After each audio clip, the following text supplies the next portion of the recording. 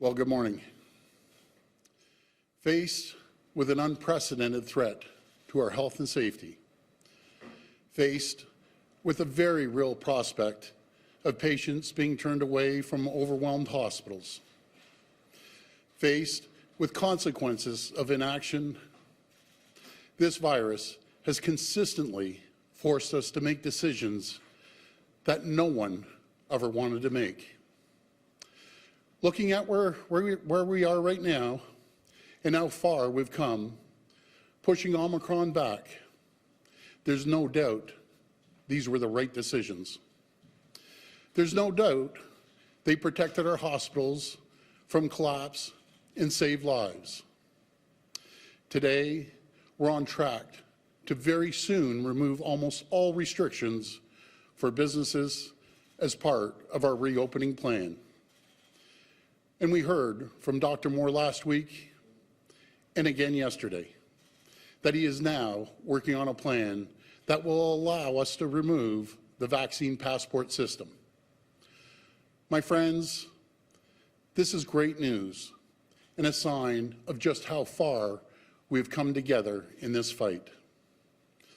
But this progress doesn't change what we've been through, because the truth is, this virus forced us to make unthinkable sacrifices.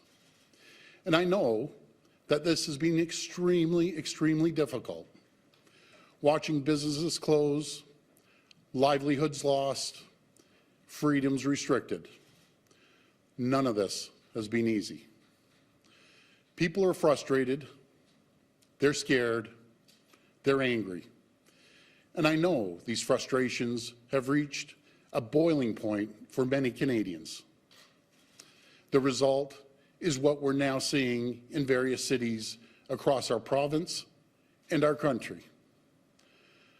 My friends, one of the great things about living in Canada is our right to free speech, the right to choose our government by voting for leaders that best represent us, the right to peacefully protest when we disagree with what our government is doing. But like all rights, these are not without reasonable limits. Our economy in Ontario is built on trade, especially with our partners in the United States. The Ambassador Bridge in Windsor alone sees more than $700 million of two-way trade every single day. And that trade employs hundreds of thousands of Ontarians who work in auto plants and factories across our great province. Those jobs feed millions of families. They are the lifeline for our province and its economy. And while I appreciate the right to protest, that right cannot and must not extend to cutting off that lifeline. We're now 2 weeks into the siege of the city of Ottawa. I call it a siege because that's what it is. It's an illegal occupation. This is no longer a protest. With a protest, you peacefully make your point and you go back home. And I know that the vast majority of the people did that. They came, they peacefully demonstrated, they made their point, and they left. And I want to say to those people, you've been heard loud and clear. Canada has heard you. My message to those still in Ottawa, to those at our border crossings, please go home. To those of you who have brought your children, please take them home. I urge you, it's time to leave. And it's time to do so peacefully. But to the very small groups who have chosen to take a different path, to those who have chosen to take a city of 1 million people hostage for the past 2 weeks, to those who've attempted to disrupt our way of life by targeting our lifeline for food, fuel, and goods across our borders, to those trying to force a political agenda through disruption, intimidation, and chaos.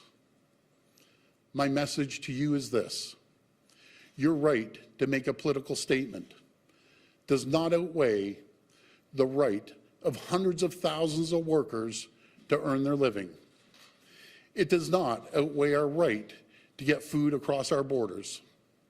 Your right to make a political statement does not outweigh the rights of 1 million people in Ottawa to live peacefully, free of harassment and chaos in their own homes.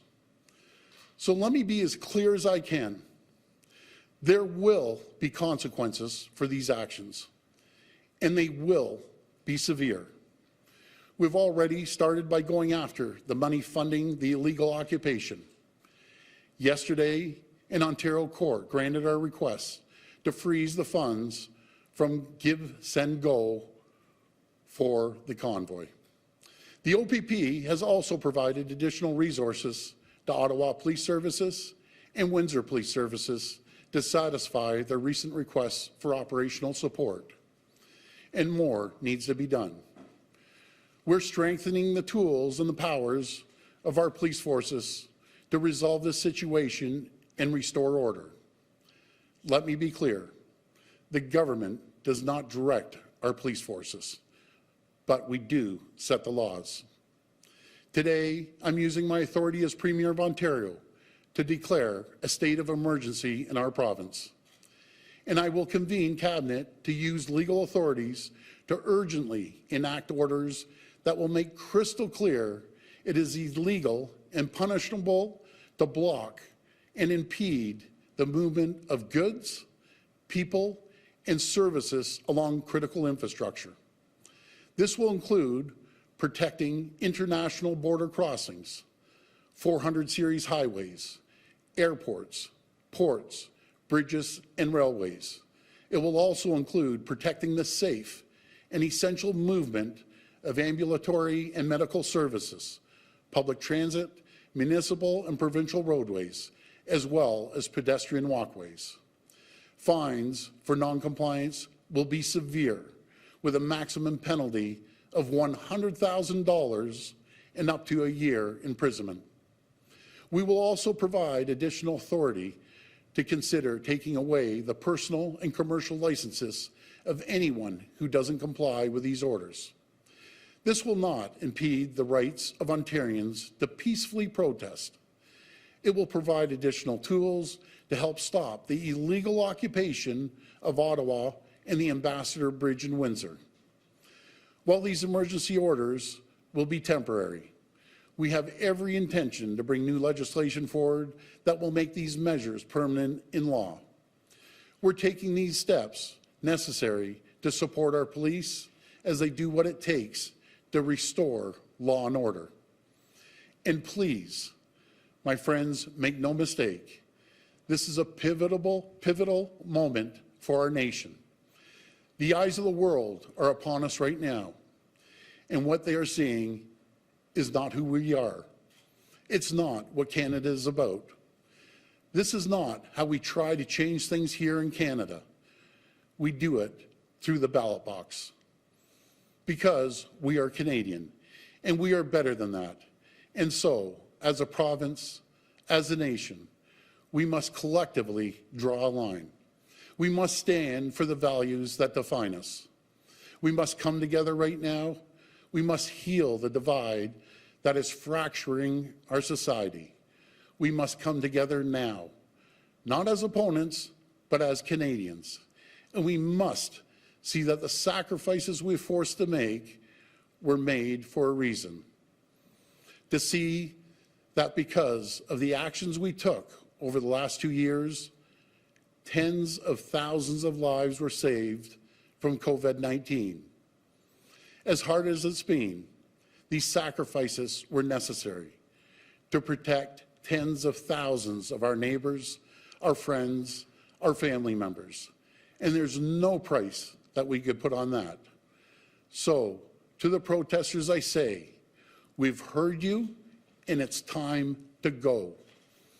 To the auto workers, truckers, and all those affected by the Ambassador Bridge closure, I say, we will take whatever steps are necessary to ensure the border is reopened.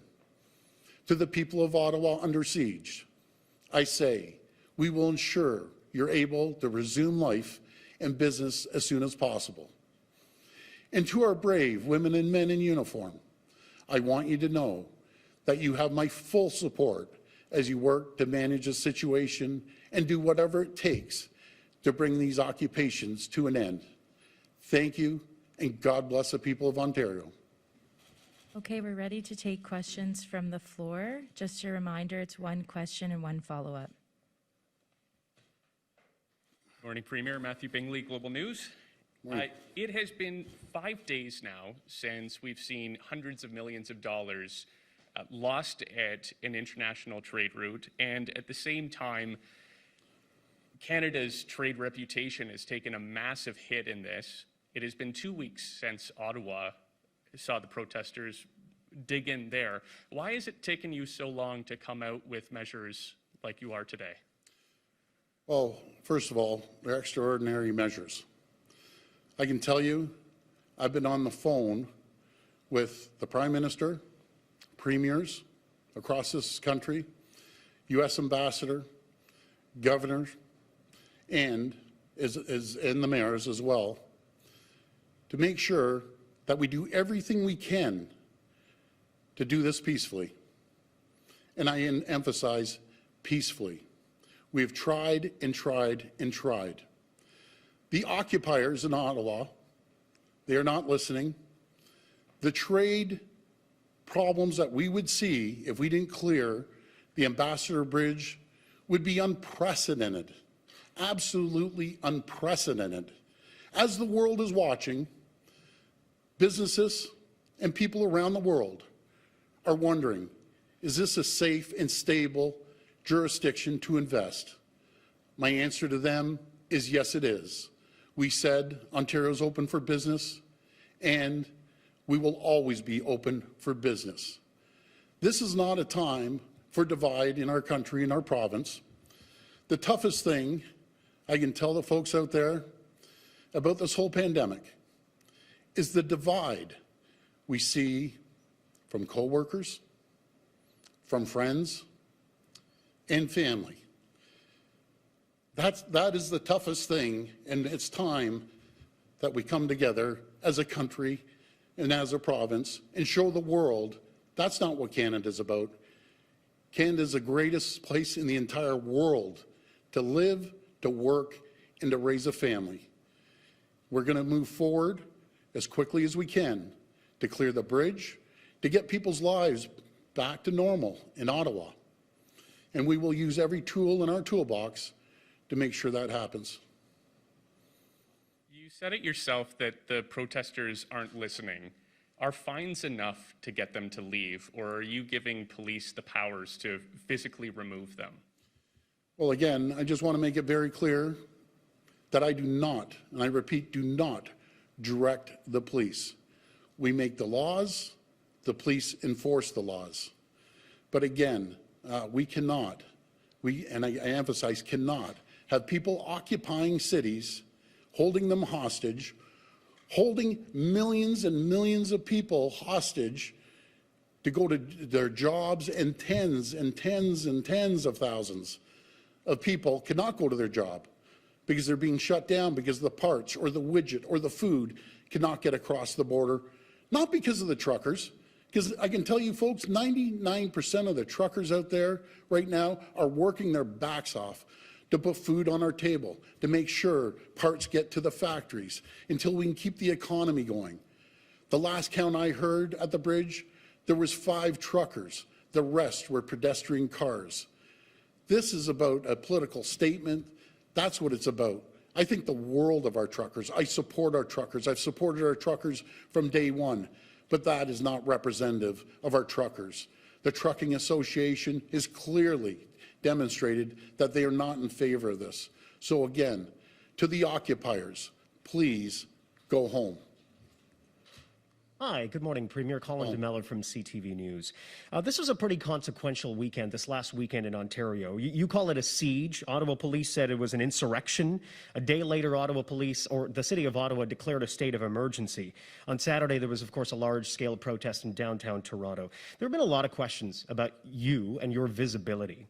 Premier, CTV News has obtained photos of you in cottage country.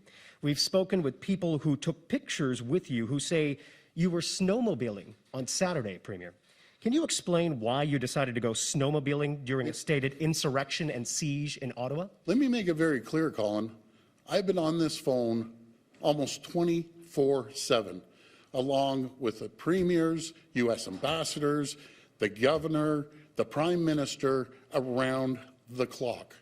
Make no mistake, I have been engaged from the second this has happened, and I'll be continuing being engaged with the authorities that we need to talk to. Fair enough, but you are not dismissing what I'm saying here. I'm asking you, Premier, were you snowmobiling on Saturday in cottage country while Ottawa was under siege, as you say? Let me tell you, Colin, I was at the cottage. I went out on my snowmobile. I take calls till 1 o'clock in the morning. I get calls before 6 o'clock in the morning, and I will not stop until we get this taken care of. And I will continue to make sure we're engaged in every single area of our responsibility. Premier Richard Southern with City News. How you doing, Richard? Good. You mentioned the end of the Vax Pass today. There's a video floating online of you being a bit more specific to that. Can you tell us today, sir, when this vaccine certificate program is ending? Well, we're going to take the advice, which I have right from day one from Dr. Moore, and I've always made sure our decisions are based on health and on science. And we put this plan together well before this protest started.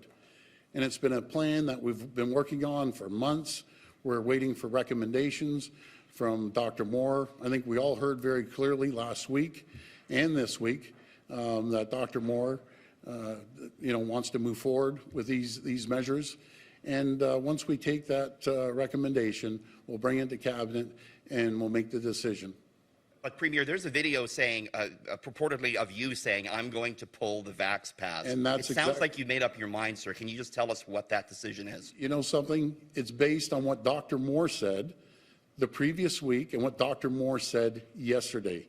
I can be very clear, Richard, that I will never, ever negotiate that people that break the law, that people that are in there illegally and occupying cities.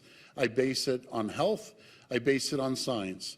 Dr. Moore has clearly said it's time to move forward. I look forward to Dr. Moore's measures and recommendations, and we'll continue to work with Dr. Moore to reopen safely and cautiously. Hi, Premier. Charlie Pinkerton from iPolitics. How long will it be, can you clarify, until these new orders are put in place? And when should protesters be facing fines, the jail time that you've announced today? Well, I'll pass it to our Solicitor General, but again, I'll repeat what I just said. I'll wait for the recommendations, what Dr. Moore brings to our Cabinet. We'll make the decisions based on that, and I'll pass the next question over to the Solicitor General.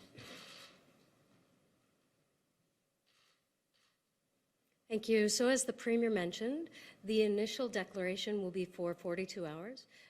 The Cabinet will be meeting tomorrow to go over further amendments, and I think that you will see in the spring legislative session that we're going to start to deal with some of these safety problems that are causing people to be on public highways, on public roads, putting themselves and the community in danger. It speaks to there is a wide difference between a demonstration that people make their point and go home, and people put their lives, their family lives, and communities at risk. That's unfortunately what we are now seeing in Windsor and, of course, in Ottawa for the last number of days, over a week. We want to make sure that people can safely go to work, access their homes, access their businesses. And unfortunately, in Ottawa and Windsor, that is not happening right now. So we are doing that with this declaration. Thank you. Okay, and my other question is just, police have had a very difficult time trying to disperse these protesters. Obviously, that's why we're here today. What if this doesn't work? What next do you have as a tool to try to resolve this situation, and when will you escalate things? Well, first of all, I always have, I'll always support our police, and I have confidence in our OPP, our RCMP, and local municipal police. And I'm sure they'll get the job done. Hi, Premier. Andy Takagi with QP Briefing. I just wanted to ask you, there were reports yesterday that a quarter of the trucks still remaining in Ottawa had children among them, and that's why there was difficulty removing the trucks from downtown Ottawa.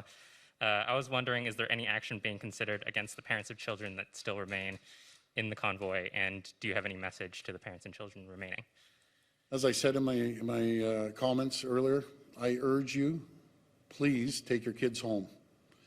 Please get your kids home. The place for a protest occupation is not a place for children. So I urge you, take your kids home. This will be the last question. And my next question is, Ontario turned down a third trilateral meeting with the federal government and the city of Ottawa. Why not take leadership in addressing these protests, and why wait until you're being asked to act before sending in the OPP? Well, first of all, we've been acting from the second this has happened. When the regions, be it Ottawa, asked for support from our OPP, they ended up getting support. I'll tell you what people don't want. People don't want another table, a bunch of politicians sitting there talking.